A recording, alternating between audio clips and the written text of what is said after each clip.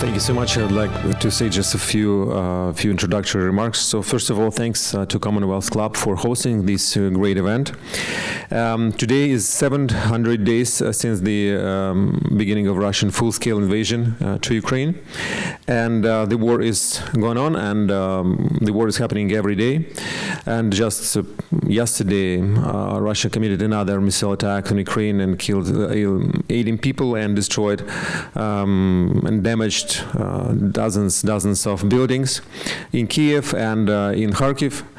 And Russia continues to destroy our cities. About 170,000 buildings have been damaged or destroyed, including also hospitals, bridges, even kilometers and 1,000 kilometers of roads. Ukraine keeps fighting, but our country is in critical need of help from our friends and partners, for them arms, ammunition, of course finance, but also the huge need for a recovery and fast recovery. And our delegation from Ukraine will talk a lot about it with you. But at the same time, we should think about not just recovery, but reimagining, rebuilding Ukraine. And we believe that if the best minds of the world, and we believe the best minds of the world are here in the Bay Area, in San Francisco, in California, if they think about that, if using the experience from the countries during of the past recovery, that would be huge advantage for Ukraine. And so we'd like to say huge thanks to Center for Innovation and personally to Marjorie Driscoll for bringing this delegation here, for hosting this group, or actually for coming to Ukraine before, and her colleagues as well. And now we believe that this will make a huge push to help make this process of recovery Ukraine a successful one. And we understand the importance of it, and to start this conversation and exchange of experience about it as soon as possible, because definitely Ukraine needs a vision of that as well. Because we believe that reimagined Ukraine should become a member of NATO, should become a member of the European Union. And we know that this is a historic chance for Ukraine to really get out of Russian influence, and not just Ukraine, but the whole region as well. And by the way, some important steps have been done here in the United States. Just recently, we believe that yesterday, the Senate Committee of the United States in Washington, D.C. finally voted to approve the legislation that would allow to seize Russian assets and use them for Ukraine recovery. So it's still not the full Senate vote, but still it's a necessary step, and as well, the same step was done in the House of Representatives Committee. So although the frozen Russian assets are not only in the United States and mostly probably in Europe, but this will be hopefully the first time when the United States will be definitely seizing the assets of the country with which it is not into the indirect war. However, we all know that Russia thinks that making a war in Ukraine is already in the war with the United States. So looking forward to this wonderful discussion and panel today, and thanks again for your job. Slava Ukraini!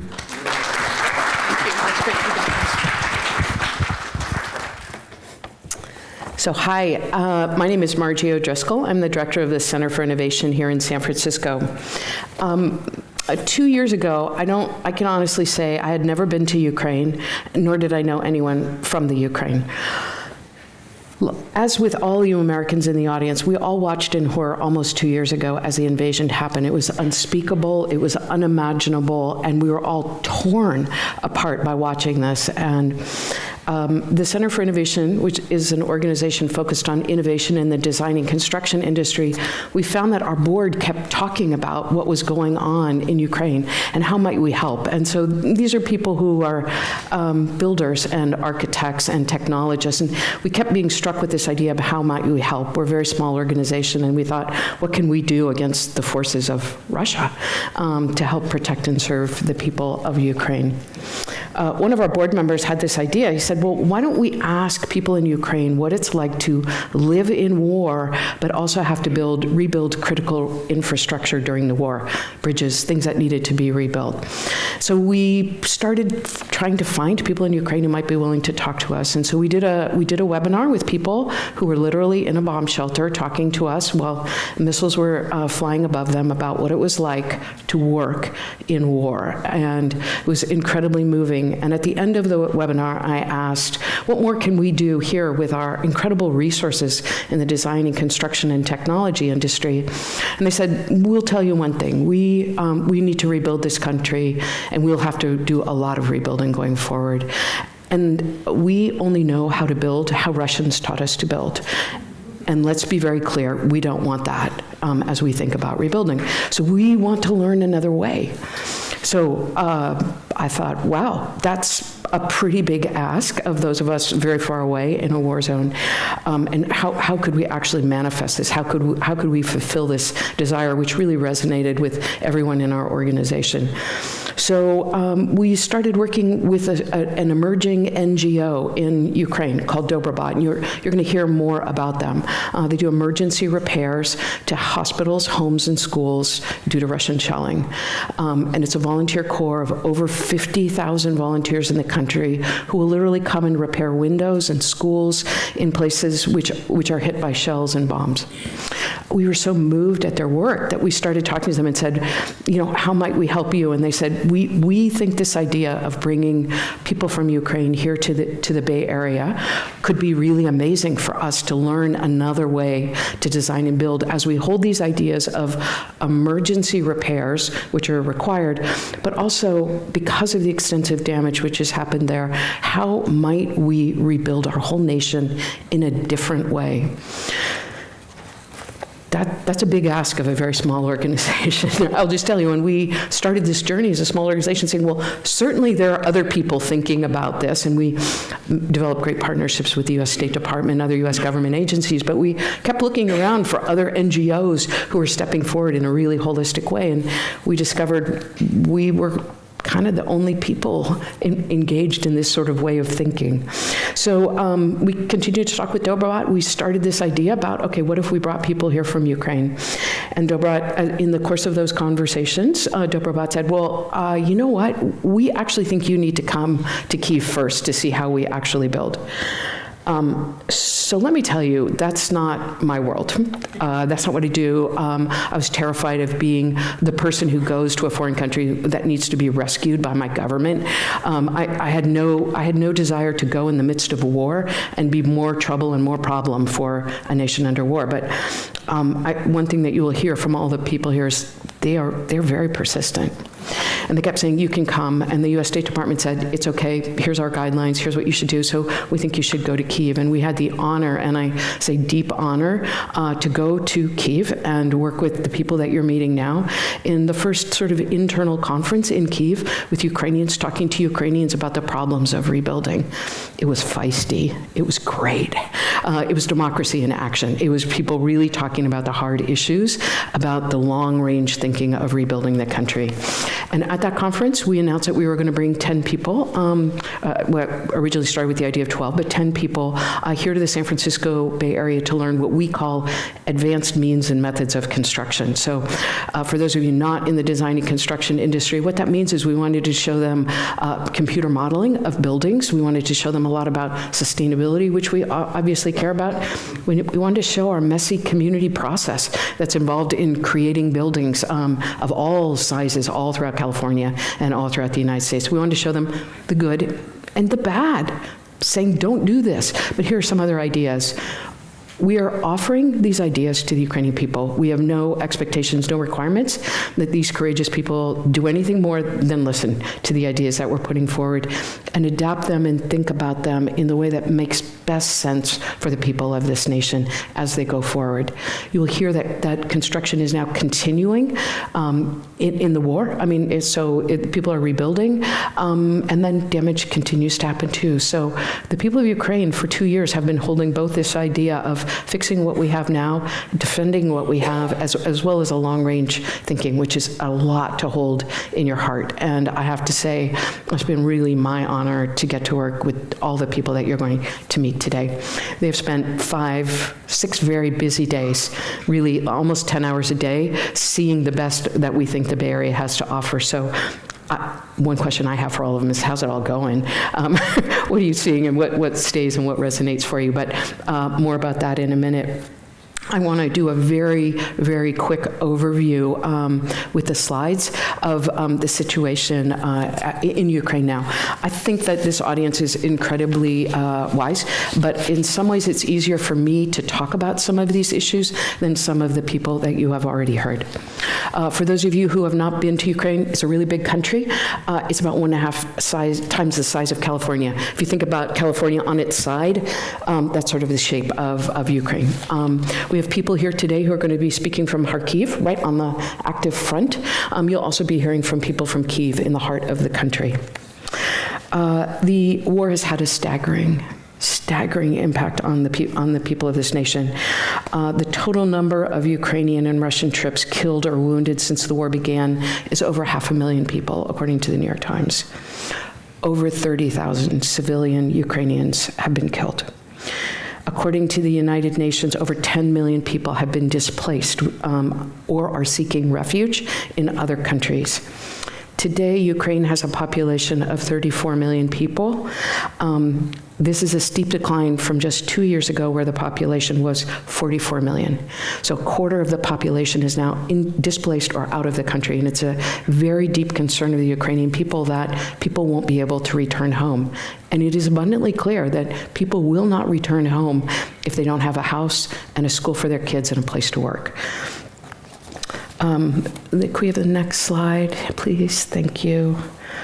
Nearly 1.5 million homes have been destroyed in the war, with direct damage in buildings and infrastructure exceeding billions of dollars. Can we see the next photo, please? This is the scale of a building there, multi-story, what we call a multi-story building here.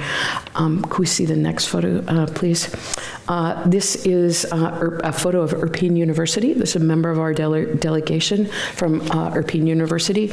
It's located in Irpin, which is about 5 miles away from the city of Kyiv. It's just a little bit north. You may remember when we were watching what was going on in Ukraine. There was a large convoy coming from the north, from Belarus, that you saw on the map, and they were stopped 5 miles from Kyiv. We met the mayor of Irpin when we were in Ukraine, and he's the mayor who ordered the blowing up of the bridge which connected Irpin to Kyiv and stopped the Russian troops. In complete retaliation, the Russian troops turned around and flattened his city. So if you can imagine the mayor of Mill Valley ordering the destruction of the Golden Gate Bridge and the destruction which the Russians wrought as they came back out again. This was part of that destruction, and this was a destruction of a school of public finance in the city of Irpin. You'll hear a little bit more about that. In addition, over 1,700 medical facilities have been damaged or destroyed. And the scale of devastation is just so immense that it's hard to imagine planning ahead. But there are the people of Ukraine that I've met are so courageous. They are, again, holding this thought about rebuilding during war. Holding both of those very different thoughts. President Zelensky has told them that they must do this. You must defend, protect, rebuild what you need to for today, as well as in the future, to make a better plan for how you are rebuilding. It's also a great opportunity for the whole world, and I think that that's what captured the imagination of the board of directors of the Center for Innovation. We're about innovation and changing the way that we design and build. There is an opportunity for the Ukrainian people to think so differently and really innovate with the best of technologies and building science around the world. And so we are hoping to share at least what our offering is here in the Bay Area to all of them. It is unfortunate to say, but many countries in the world are going to be facing a deep need for reconstruction. So we are hoping that the Ukrainian people will in time share their lessons about reconstruction with people around the world who will be facing similar challenges for multiple reasons. Okay, so now the event you've been waiting for. I think we're going to see a video next. Is that correct?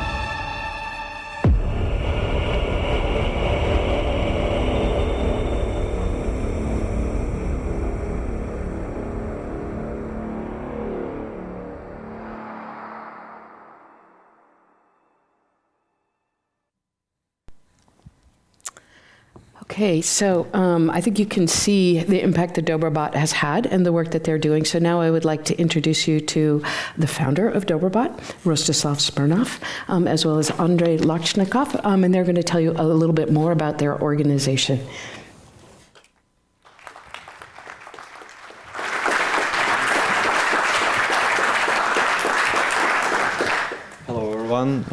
First of all, I want to say thank you. Thank you for your support, all of them, because it's very important and crucial in this time for our country. Thank you.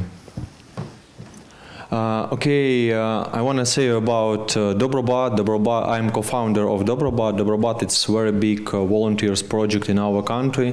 Approximately 50,000 volunteers in our organization. There are 7 points, 7 regions in our organization, and our main aim, we can help people who suffered from this war.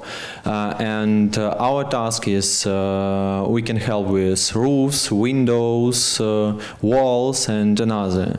Our KPI, it's before in this building, it's impossible to living, but after us, we can impossible. I can show you 1 minute. This is our work, for example, before, after, and every day our volunteers help for people who suffer from this war.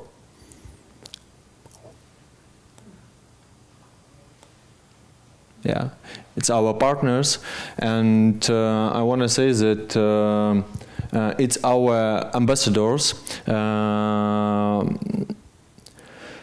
Excuse me, overworded a little bit.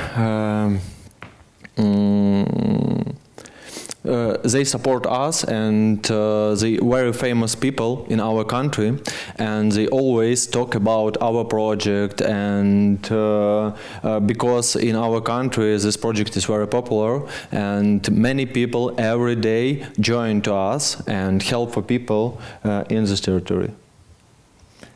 Thank you. Hopefully you can hear. Yeah. It works.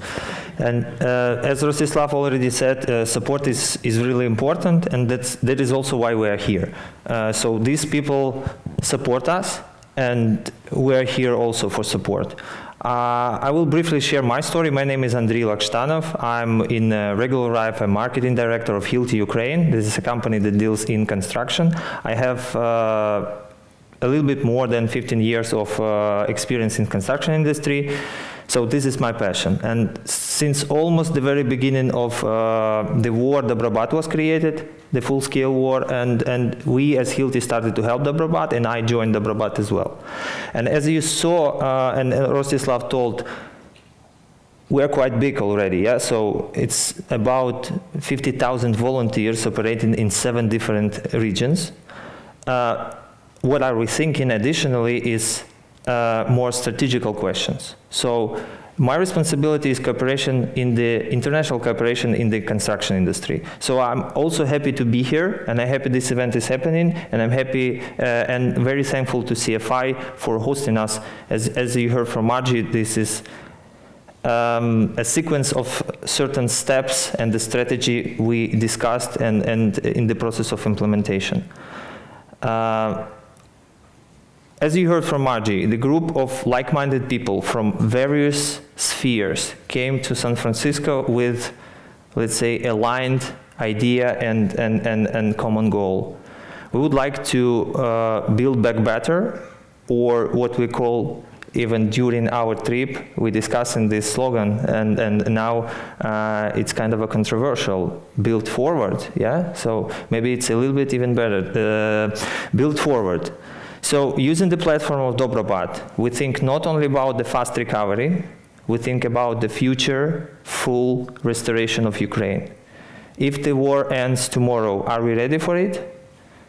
I would say no. And this is an additional topic why we are here, to learn from you, to gain new means, methods, experience, technologies, and techniques in order to be prepared for the full-scale restoration, and we hope it comes very soon. And additional things regarding to our plan, to our plans I just shared is the topic of the refugees. And I'm on every event I have a conversation with every person. I try also to explain it additionally. It's very important for Ukraine. On my personal perception, this is the second most important topic after the war, the deaths, and all the destruction that happens. We have many millions of displaced people, both internally and externally. And the goal of Dobrobat is also to keep them home. So in order to survive, sometimes it's needed to replace the roof and the windows. In order to school year start for the 1st of September, you don't need half a year or a year to wait until the central government would do it. Volunteer organizations such as Dobrobat comes and helps. That's basically it from our side, from Promo. I think we are a little bit good. So here are our photos. As you can see, Rostislav, me, we are here. Viktor Andrusev, he is in Armed Forces of Ukraine. He is co-founder of Dobrobat. And Dmitro Ivanov is also a member of our delegation, but now he's on a different event, so we kind of split our resources a little bit, because Margie and CFI prepared a lot of interesting things for us, and we're really very positively overwhelmed with this. So with that, thank you for having us. Thank you, World of Affairs. Thank you, CFI, once again, and we're looking forward to have a discussion with you. Thank you.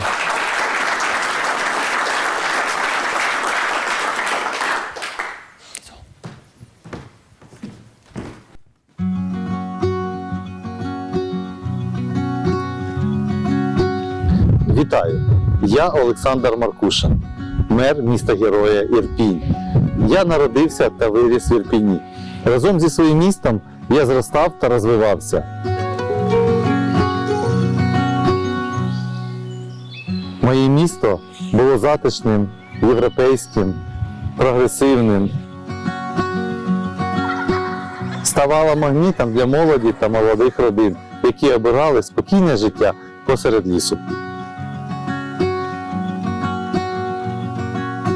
Та 24 лютого 2022 року Росія, країна-терорист, по-звірячому напала на Україну. Мною принято решение о проведении специальной военной операции.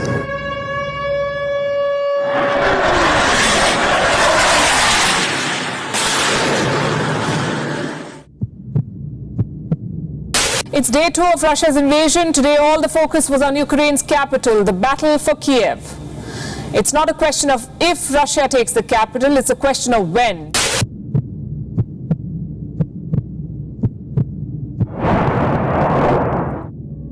Сьогодні 8 березня. Сьогодні ми проводимо евакуацію. They were running for their lives, desperately handing over their toddlers to soldiers and strangers, scrambling to get away from the firing and shelling, even as they fled. Весь світ рахував дні до капітуляції українців. Але тут, в Ірпіні, ми навіть не думали скоритися окупантам. Об'єднуємось. Беремо в руки зброю і воюємо за наше місто. І воюємо за Україну. Ми взяли зброю і стали на захист Ірпінської громади. Ми вистояли і зупинили російських окупантів за 5 кілометрів до столиці.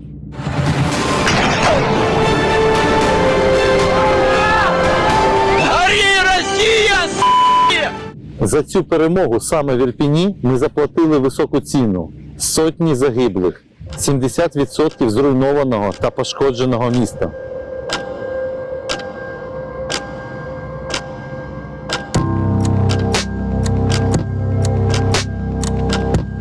Ми розбирали руїни, вивозили тонни будівельного сміття, знаходили і хоронили наших людей. Рятували критичну інфраструктуру, повертали воду, світло, каналізацію.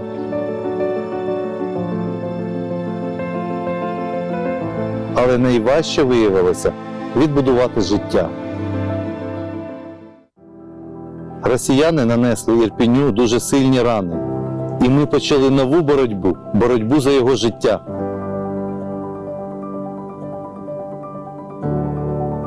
Ми не чекали, поки закінчиться війна, і держава виділить кошти на відбудову. Ми самоорганізувалися і почали шукати нових друзів та партнерів.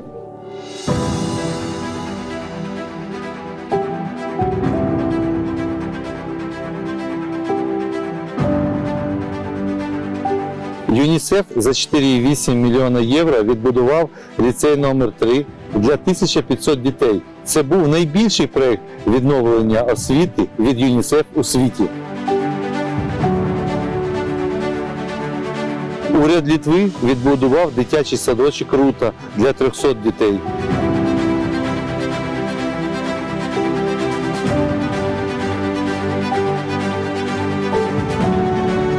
Капітальний ремонт 7 багатоповерхових будинків профінансували люди з усіх кінців світу через фандрейзингову платформу United24.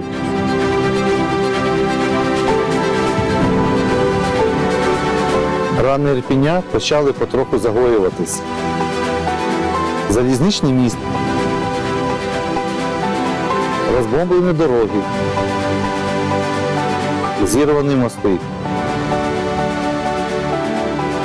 Сьогодні Ірпінь є лідером воєнної відбудови в Україні. Ми спільно реалізували десятки міжнародних проєктів з фондами, громадськими організаціями, урядами і меценатами. І ми не чекаємо, поки закінчиться війна. Бо життя неможливо поставити на паузу, неможливо зупинити дитинство. Тисячі ірпінців мають якнайшвидше повернутися до рідних домівок. Відбудовані міста, міцні родини, робочі місця – це теж частина перемоги України. Запрошую вас долучитися до нашої перемоги. Слава Україні!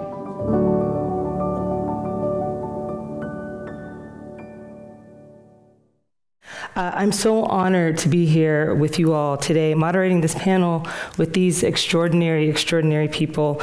As Margie said, my name is Ashley Archie. I am a partnerships officer at the Office of Global Partnerships, and I lead Ukraine economic recovery for my office.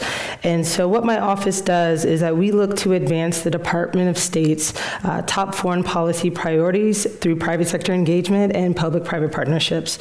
We're so proud to be a partner with the Center for Innovation as a part of this study trip, and the work that they're doing right now and the work that they will continue to do as we look forward and look ahead to support Ukraine. I'd like to start off, I know Margie very briefly introduced everybody, but I wanted to give our panelists the opportunity to introduce themselves in their own words, just talk a little bit about what they're currently doing and any roles that you would like to highlight. So, Konstantin, let me start with you. Yeah, sure. First of all, let me bring the words of gratitude for this opportunity to come here and to speak with you, to explain what the life in Ukraine is. So, as you may know already, my name is Konstantin Demenkov. I'm working for the city administration and in charge for the international cooperation in general. I will give you just a brief context what the Kharkiv is. Before the war, was the 2 million people city, modern city with everything what actually people need, almost, I believe. So, and this is the second largest city with only around 18 miles to the border with Russia. So we are really close to them. And this is one of the most suffered cities from the war, actually. And I think with the conversation, I will describe you a bit more. Thank you. Andrei. Hi, everyone, again. I kind of had a chance already to shortly introduce myself. Maybe I can elaborate a little bit more on the topic of recovery and what we are struggling and having in our mindset. So, being in this fast recovery process puts us in one position, but speak about the proper recovery, and we are here today, hopefully we'll speak about, the long-term strategy views and recoveries, is another topic, and it's quite complicated to have that discussion while the war is ongoing. So I want to thank you for having this discussion with us, it's very important for us. And we're receiving a lot of beautiful insights and knowledge here. So maybe during the discussion I will share a bit more, and Ashley will help me to do that. Fantastic. Dorina. Hello, everybody. I'm really excited to be part of this team, of this group, and be here today. And I would like to join all the thanks to Margie and to the Center for Innovation and to all the people involved to make this visit happen. And I'm from Kiev. I stayed in the city from the first days of the war, and I'm still live and work there. Initially I worked in on the World Heritage Site, Kiev-Pechersk Lavra. It's a very big religious and cultural site in Kiev. So I am in cultural heritage now for more than 12 years. And since the end of the last year, I joined the team of the UNESCO Kiev desk in Kiev, which was opened from the first days of the war. And our aim now that culture should be like a driver, also a push, and a core of all the reconstruction and recovery programs, because when we talk about the recovery of the city, of a town, it should be perceived like a cultural construct. And not only physical fabric should be preserved, but also the intangible heritage, the cultural life, cultural values, meaning, senses of people, collective memory. All these important things should be taken into account when we plan for the reconstruction. Konstantin. Vladimir. Hello, everyone. It's a big pleasure to see you, to be here, and to have opportunity to talk with American people. From the beginning, I want to say a big thanks and for your support. Really, your support help us to fight against Russia every day, to protect our people, and to make renovation, and to give people hope for our victory, hope for a better life after when we win. Of course, I'm a member of Ukrainian Parliament, and I work like a deputy chairman on Committee of Transport and Infrastructure, and of course all these things, all these destroyed roads, bridges, houses, it's about my work, to renovate it, to give people opportunity to come home with roof, with windows, with doors, etc., etc. Of course, Ukraine every day faces a lot of challenges. It's all the time we need to fight and protect our borders, our territory. All the day our soldier very heroic, I don't know, maybe it's in English, like a hero, fights for, with Russia, and Russia has more opportunity to, with their weapons, hard weapons. Unfortunately, we don't have such a lot weapons and such a lot possibilities like Russia, because Russia is a huge country with big potential. But we have will, we are brave, and we are not afraid to stay for democracy, stay for all European people who feel freedom, who want to decide how they want to live. Of course, we faced economic problem because every day we have a signal that rocket destroyed our factories, our plants, the place where our regular people, our Ukrainian people can work and earn money.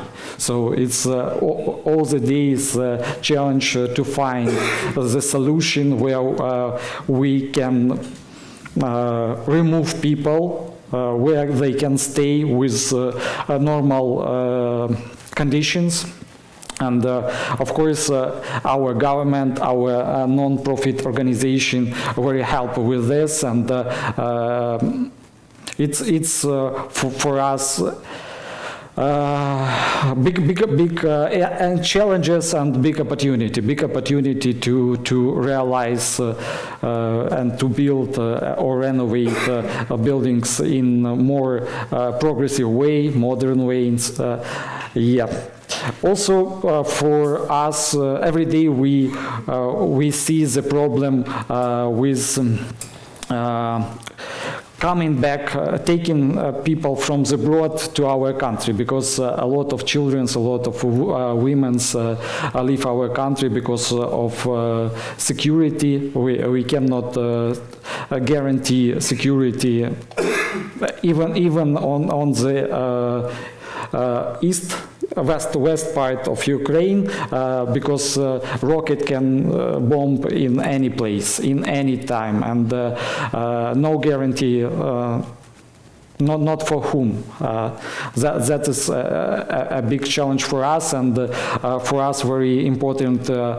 You like people like people of America continue supporting our country by weapons, by special equipment which can help us to destroyed rocket in air. Sorry for my English. I say, as I know, maybe I don't have perfect English, but of course for us it's very important, and we all very wait for decision from your Congress, from two pallets of Congress, from Republican Party, from Democratic Party, that they make decision and give us opportunity to continue fighting with Russia by your support, financial support, weapons support, etc., etc. Of course, I'm sure that we win together, and all democratic world win autocratic country, this evil country who wants to kill Ukrainians, to kill a democratic country, and to kill all of us. So I believe in our army, I believe in our partnership, I believe in our president, I believe in all Ukrainian people that we can stand, and we, of course, win. Thank you.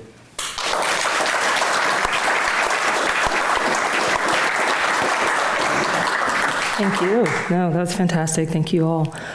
So February 24th will mark the 2 years. I don't know if anniversary would be the right word, but it'll be 2 years since the full-scale invasion started. And you saw from the video from the Mayor Irpin kind of what life was like before, what it is now, and the hopes and the possibilities of what can happen in the future. If you haven't already, the Center for Innovation has actually, all of the delegation, all the members, they have done a very similar video, and it's posted on their website. So I encourage everyone to go on their website, take a look, and hear from these incredible stories from all of the members of our delegation. But because we have 4 sitting right here with us, I would love to hear from each one of you what life was like before the invasion happened, and what was your feelings, what were you going through in those very early months. So Andre, how about we start with you? Thank you. I can name a single aspect of my life that hasn't changed since the full-scale invasion. I would say that my life, well, now I can say it like that.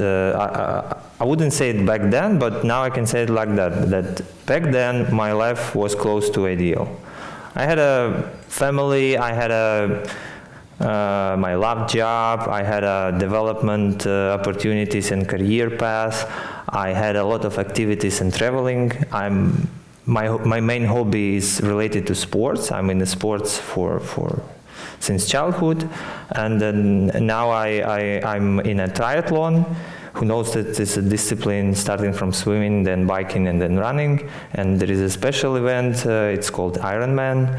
It's a long distance triathlon. That's what I do last 6-7 years. So I completed a couple of them. And then the sad story I tell when I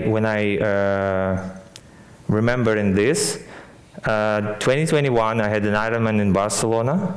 It was November, so I traveled there with my wife. We like to combine all these sports and hobbies activities. So we had a event there, and then we spent a beautiful 10 days as a typical vacation. And after that, winter started. I hanged my bike on the wall, and it's still there. Because the seasonality, January, February, the war has started. Luckily and hopefully it will continue, the international business and my company supports Ukraine, supports us. That's why we feel more or less okay regarding that. But speaking regarding the construction industry, the market size and the opportunities shrink 3 times. So we face the 65% drop. And you can imagine then that it's complicated. Family-wise, it's the same. We had to move a little bit around to the western part. My brother with my nephews moved to Dobrobat, then they come back. So literally, I cannot name a single aspect that hasn't changed. Now my life is different. You heard some part of the story as a part of volunteer movement, that as a second job or the second life, me as most of the Ukrainians started to do with the full-scale invasion. Thank you. Andrea. Me, Volodymyr. Volodymyr, sure. Okay. You second time see on me and say Konstantino, Andrei. That's why I don't understand that it's me. Okay. Before the full-scale invention in Ukraine, I live regular life. I plan, I was elected already elected like a member of parliament, and we plan to realize a lot of reforms. I was responsible for infrastructure reforms, and we start realize a lot of infrastructure projects. So we reconstruct a lot of roads. We make all like EU to EU standards. And with President, with our Ukrainian people, we did a lot before this full-scale invention in Ukraine from Russian soldiers. We live a regular life. We plan our future. We try to develop our country and to dream to become a full member of EU. And it was our plan for 5 years, and people really believe us that it can come.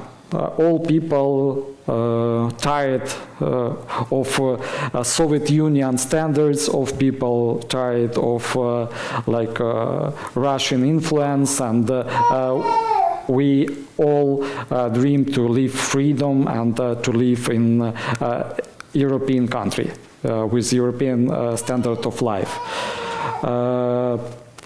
After the day when this full invention started, we all our people become volunteers. Volunteers who help our army, who help to evacuate people, civil people, pension people, children, women from the territory which was actively bombed. And our soldier, all of us play a very active role. And still we help a lot, like volunteers, to NGOs, to different NGOs, to renovate our buildings, which was destroyed by Russia aggression.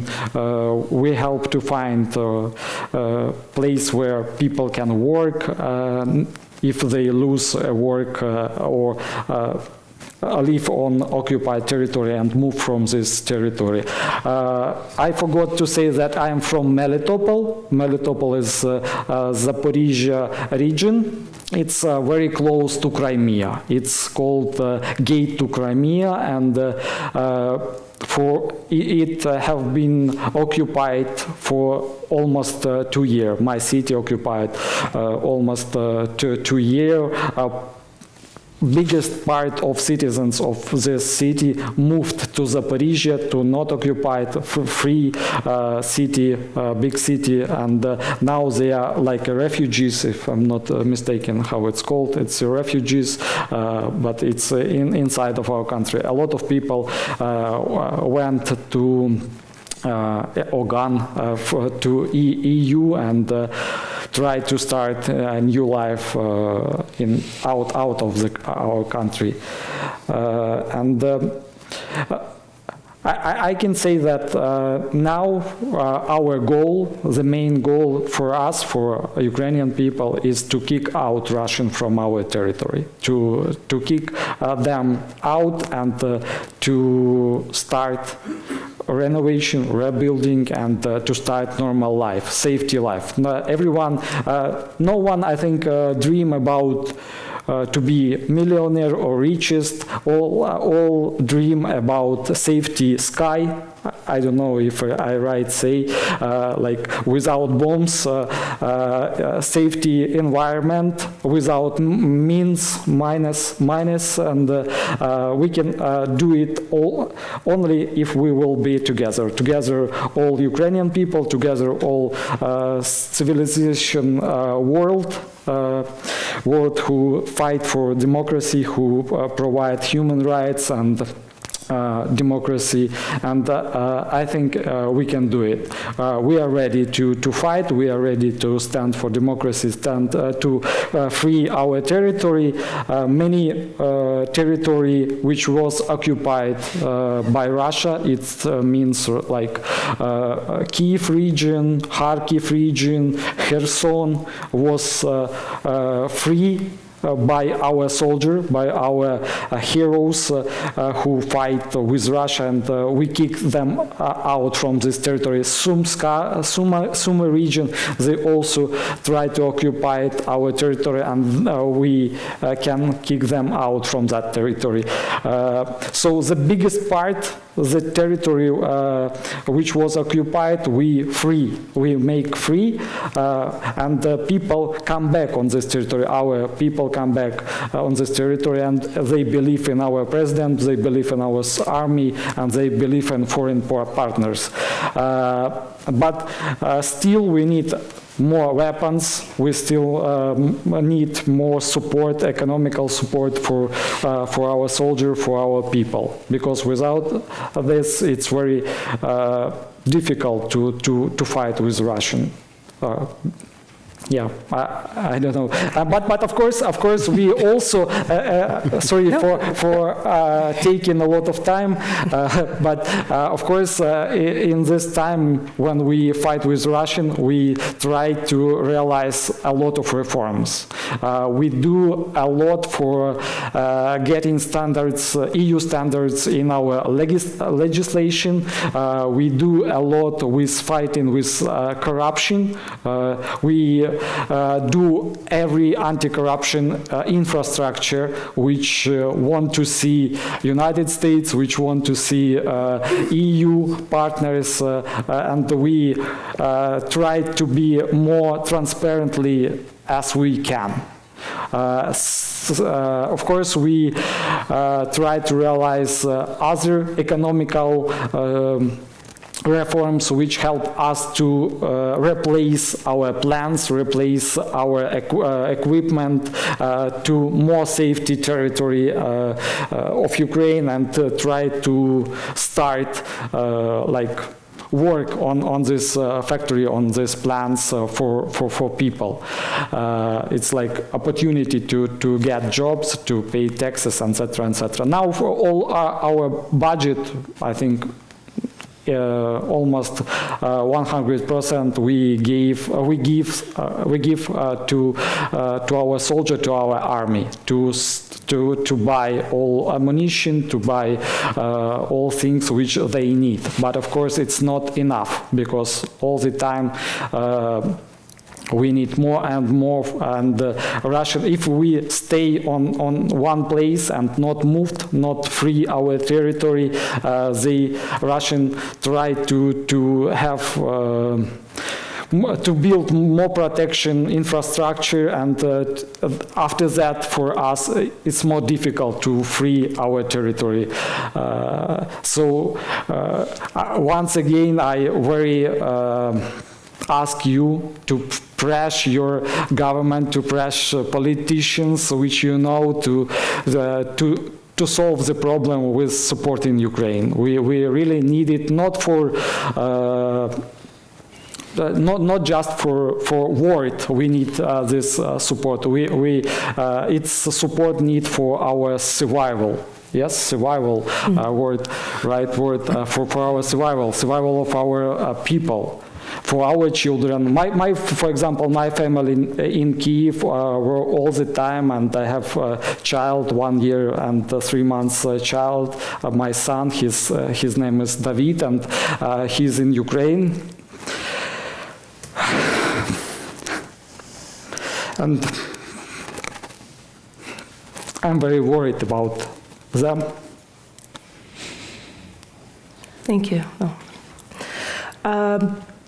I'm not sure if you all are aware, when you're talking to your families, I know when I'm talking to mine, and I'm talking about Ukraine and the resiliency of the people, and letting them know that everyone is rebuilding now. There are buildings that have been destroyed, yes, but the people, they're coming together, the organizations, the international community is in support of Ukraine and in the reconstruction of the country.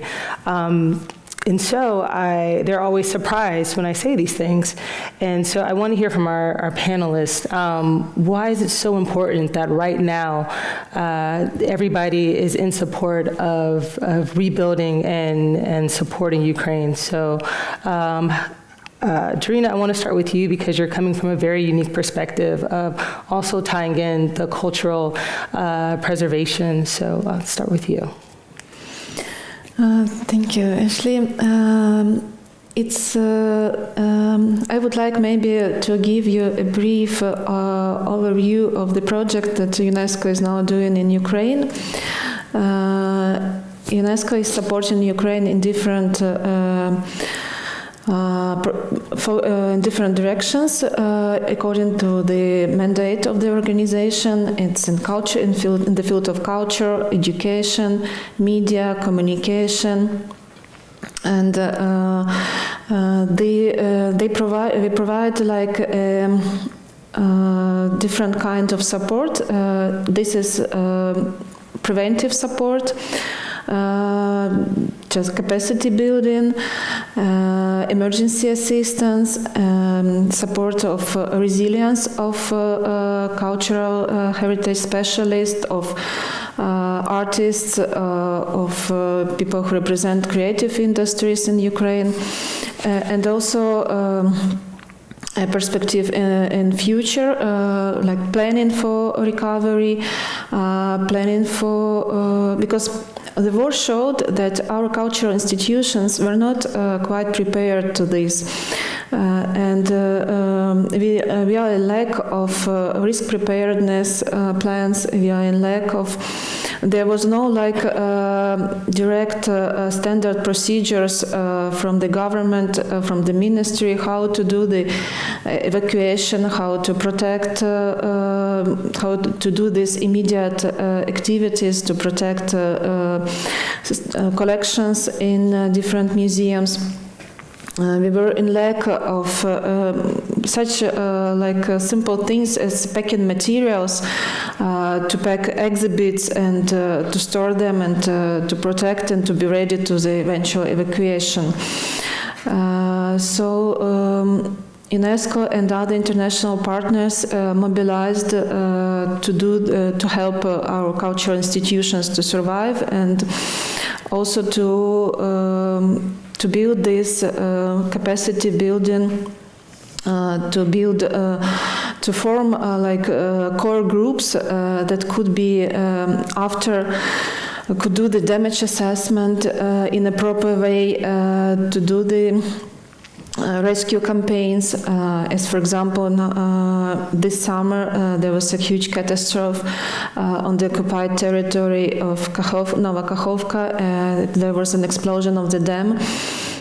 So now UNESCO is supporting the campaigns to do the survey in these areas, which in the parts which are not occupied, which are under the control of Ukraine, to do archaeological campaigns.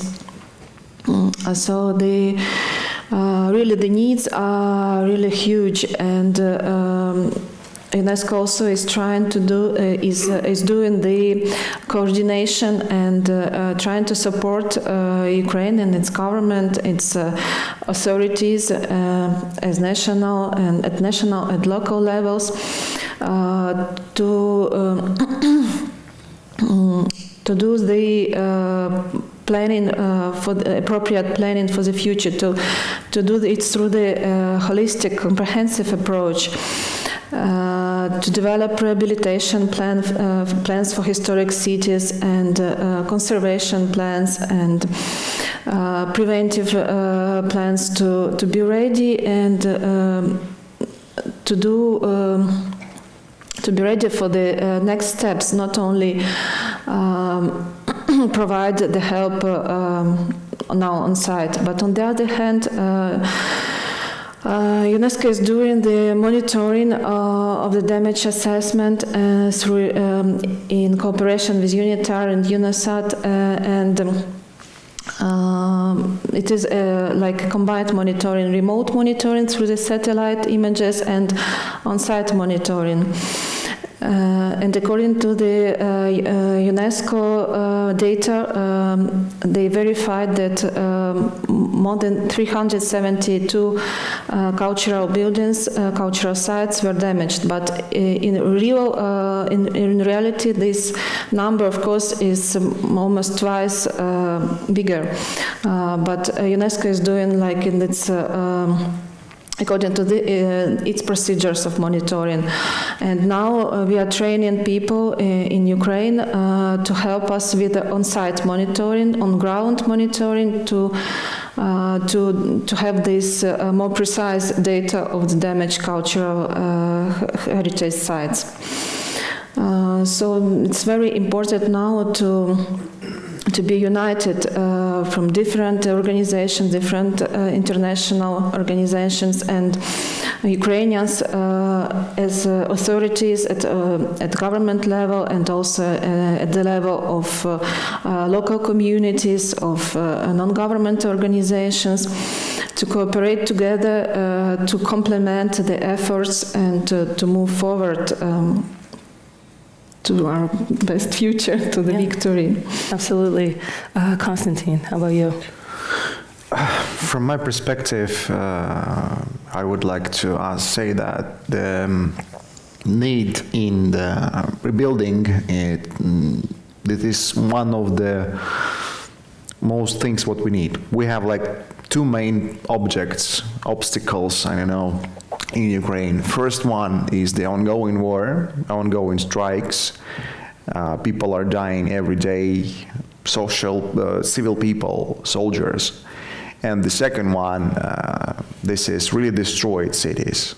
Yeah, and a lot of cities actually destroyed. From like my city, Kharkiv, is like have 8,000 buildings destroyed or damaged in different scales.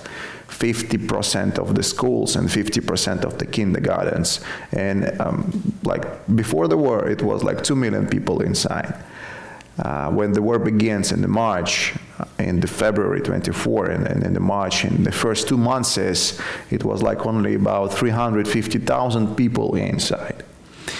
But you need to understand that currently, despite of the ongoing, almost like, I don't know, every week, or it depends from, I don't know, from their something, strikes, we have like 1.3 million people in the city, and children's and elder people, young people, different. And my personal experience, actually, I stayed in Kharkiv for the whole period of time. Me and my family were never moved to other parts of Ukraine. Actually, this is my first trip abroad for 2 years almost. Actually, my wife is persuaded me to go there because it was really too hard, you know, to leave my family back there without any care from my side. And with the beginning of the war, it was even hard to find, I don't know, any food. Yeah, but now it's okay. Now stores is open, everything is working, everything is good, everything is fine. But still, it was too difficult to move. And the main things for the recovery is that we don't have any time to wait when the war will end, unfortunately.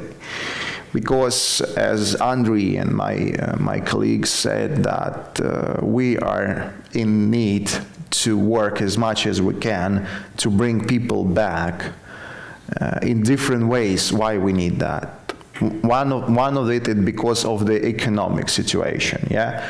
To make more stable economy, not to rely on such many international support in terms of the money, and maybe to concentrate more international support to the militaries, yes?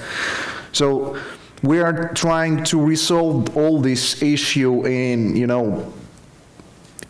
at once, and that's a bit crazy, that you have to work to do that, you have to recover the cities, you have to sustainable economic, you have to recover the economy, you need to care about people, and so you need to do it once. So our government, our officials, our NGOs, Dobrobat, volunteers, so all the people actually which are staying in Ukraine, which are go abroad to make really important messages for the international community that Ukraine is here, Ukrainians want to live, they want to pause their lives, they want to live, they want to have a victory, and that we are really relying on the support of international community.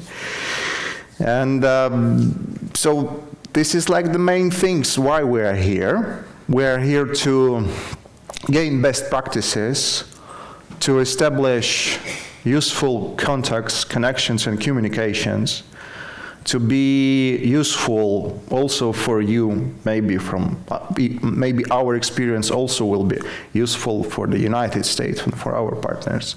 And the second, from my perspective, is to continue to bring the message that Ukrainians are still fighting. They are fighting for their liberty. They're fighting, we are actually fighting for the democracy values, and fighting with actually a pure evil, what I can say. Thanks. Thank you. We're getting close to the end of at least the panel discussion. I know there's going to be a little bit of time for Q&A, so if you haven't already written your questions out on a piece of paper, I believe they've already been going around the room, please do, and we'll be able to get those questions for you. Yeah, Ashley, if I dare to comment the same question, if you have a couple of minutes. Yeah, please. Thank you. Because the question is really important, and I would like also to add something to what my colleague said. I made a notes here. I have two comments just to remember. So the question about the rebuilding, the recovery is, for me, really obvious. It's not about if. For me, it's about when and how. And if when is kind of more obvious for everyone, victory should come, and after that we can speak properly about the recovery and all the rebuild stuff. But the question is how is more complicated, because build back better, or how we often say already 6 days, build forward, is the really important question, because we need to rethink how and what we should do in order to first of all bring people back. For instance, you most likely all of you heard the name of the city Bakhmut, and from the news with the terrible footages, unfortunately nothing there is left, nothing. And the people who managed to successfully evacuate it from there, they are settling their lives in the other cities, maybe even in the other countries. So the question, if we rebuild Bakhmut as it was, will they come back? I also say no. So the question is here, adding to what have been already said, we really need to rethink on a bigger scale the topic of how, what, and where. And it comes to the city planning, it comes to the all the things we're trying to get from you as well.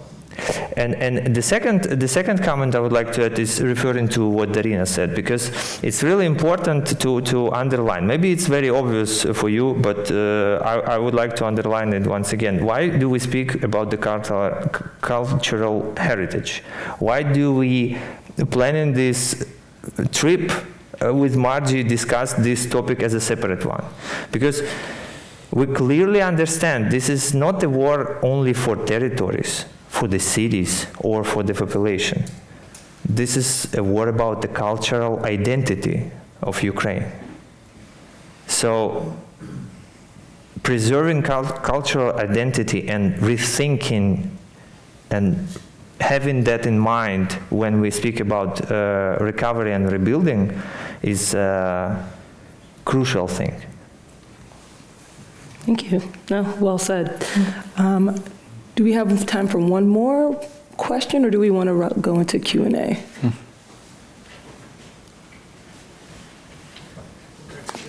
All right, Q&A it is. Thank you.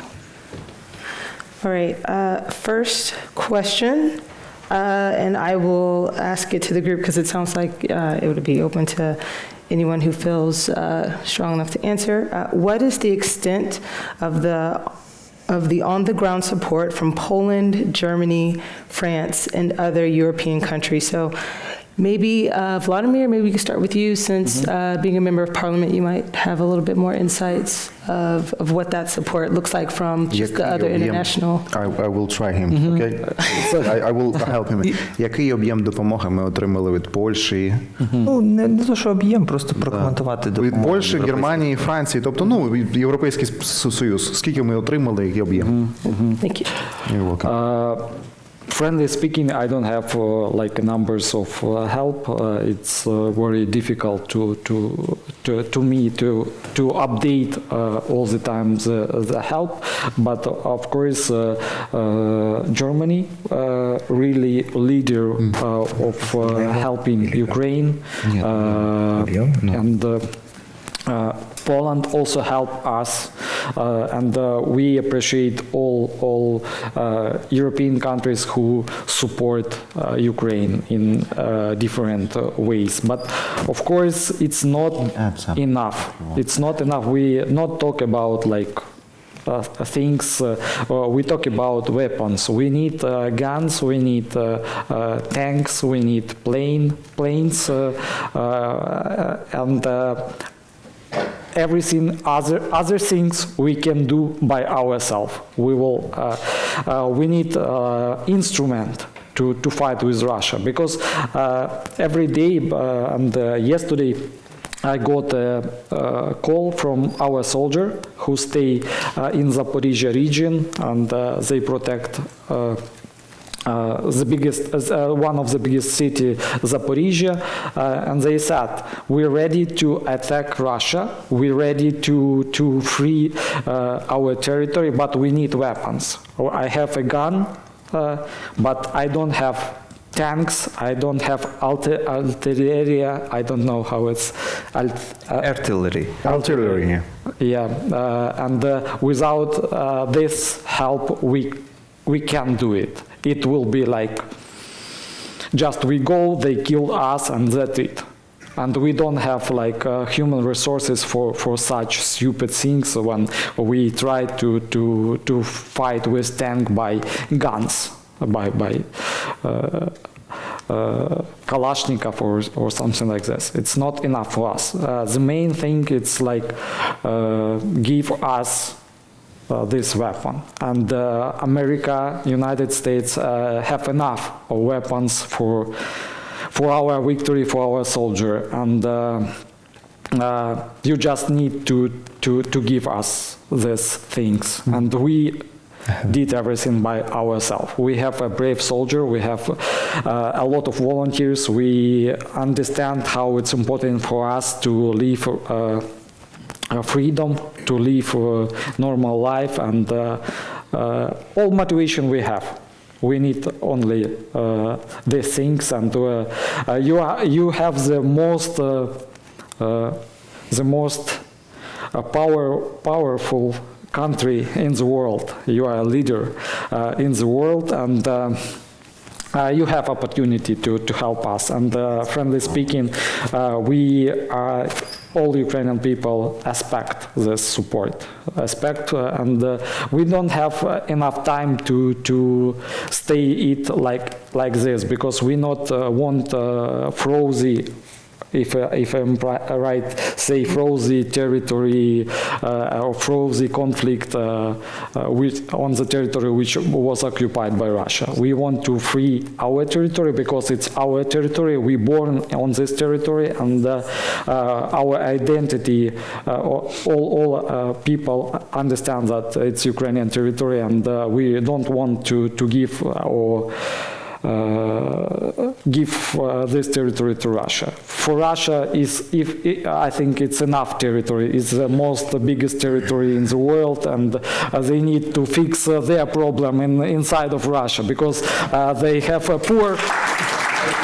the poorest country inside of Russia. A lot of people from Russia don't have money and they live like I don't know,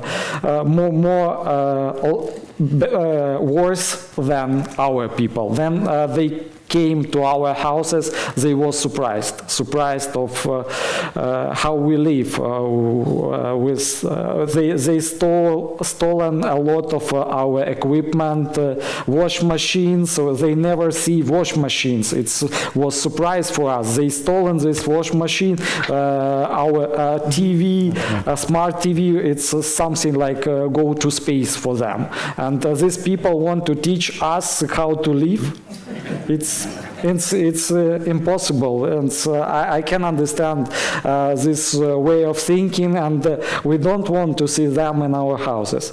That's why I'm very expect that I know that you have a power. You have a power to influence on your congressman, on your senator, and they hear the majority of people who live in San Francisco, in California, in other states, and you can press on your politicians and help us to win.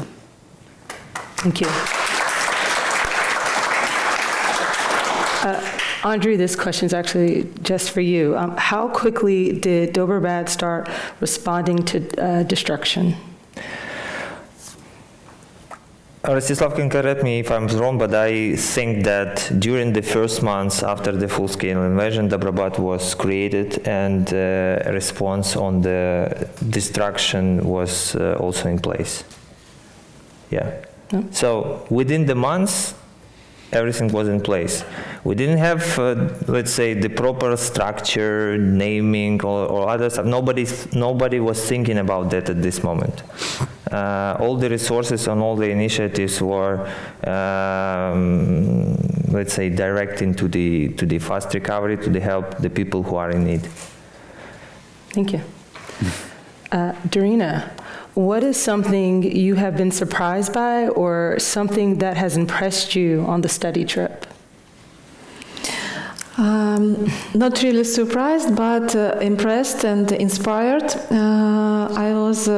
I'm inspired by how you managed to implement this community value-based approach to what you are doing, and I really admired it. We went to the Presidio National Park on the second day of our stay in San Francisco. It was a really good example how a community can be organized, how people can work together and build something, develop something really valuable for all the parts, for all the stakeholders. And also I like very much, and I'm interested to learn more about how in US you are integrating these components of natural landscape and cultural heritage, built heritage and natural nature, which is very rich here, and you have a lot of national parks and beautiful sites. And it's very interesting. And also I admire in US how everything that you are doing is people-centered. People really matter, and everyone is matters here. And the first thing that is important, it's the needs and values of peoples and of communities, and this I admire and like very much. I've been very impressed by it as well, so you're not the only one. Konstantin? Volodymyr. No, Konstantin. I had your hand. No, Konstantin, why don't you finish us up? Same question. What has impressed you on this study trip? Yeah, definitely, of course. The most, it is difficult to explain, but the most expressed for me that is you can walk around the streets without thinking about that something can hit on your head. Yeah, that the most one. But speaking seriously, your openness and approaches to work with everybody engaged in the project. Yeah, so constructors, contractors, designers, architecture, public administration. So a lot of what we hear that, a lot of these people, these stakeholders just sitting, discussing, speaking to each other, finding the way of solving the problem issues. They're not speaking that, this is not my problem, just figure out how to do that. They're just sitting together and thinking how we should do this, this, and this to obtain our common success. And not so impressing. This is actually obviously thing. If you want to do something, you should do it properly, yeah, with together inside. But sometimes in our country, it's became a difficult issue, unfortunately. And in terms of the Presidio, this is also something which is difficult to follow because we don't have such experience even in the legislation that you can have a free tax zone or free tax land plot, federal one, and you can just rebuild some buildings and lease them for somebody or giving a rent for somebody. This is understandable economically, understandable why it's need to be done like that, because if there will be something different, I think that there won't be any national park in this area. So this is something really amazing. Yeah, thank you. Thank you. Thank you all for joining us. How about we give our panelists a round of applause? Being so open and sharing their stories.